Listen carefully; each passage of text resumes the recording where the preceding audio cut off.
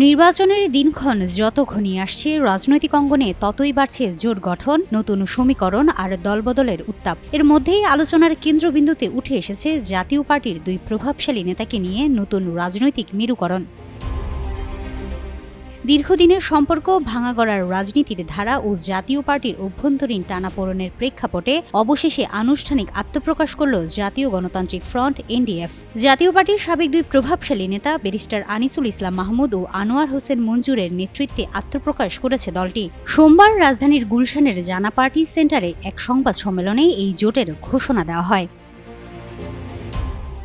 নবগঠিত এনডিএফে আনিসুল ইসলাম মাহমুদ ও আনোয়ার হোসেন মঞ্জুরের দল ছাড়াও যুক্ত হয়েছে আরও 18টি দল। সেগুলো হলো জনতা পার্টি বাংলাদেশ, বাংলাদেশ জাতীয় পার্টি, তৃণমূল বিএনপি, বাংলাদেশ সাংস্কৃতিক মুক্তি জোট, বাংলাদেশ জাতীয়তাবাদী আন্দোলন, বাংলাদেশ মুসলিম লীগ, জাতীয় ইসলামিক মহাজোট, জাতীয় সংস্কার জোট, বাংলাদেশ লেবার পার্টি, স্বাধীন পার্টি, জাতীয় স্বাধীনতা পার্টি, বাংলাদেশ মানবাধিকার পার্টি, বাংলাদেশ সর্বজনীন দল, Bangladesh Janakalyan party, applied Democratic party, Bangladesh গণতান্ত্রিক আন্দোলন ডেমোক্রেটিক পার্টি এবং বাংলাদেশ জাতীয় লীগ।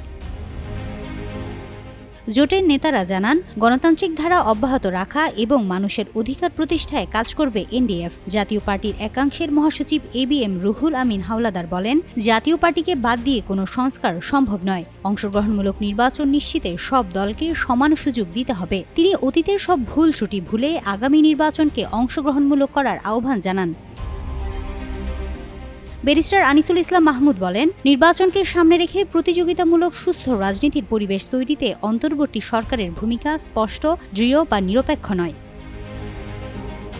তিনি আরও জানান, জোট গঠনের লক্ষ্যে গত 30 নভেম্বর মত বিনিময় সভা অনুষ্ঠিত হয়। ওই সভায় নতুন জোটের রূপরেখা তৈরি করা হয়। সেখানে 16টি দল উপস্থিত থাকলেও পরে আরও কয়েকটি দল জোটে যুক্ত হওয়ার আগ্রহ প্রকাশ করে বলে জানান ব্যারিস্টার আনিসুল ইসলাম। হিমাতুল জান্নাত, যুগান্তর নিউজ।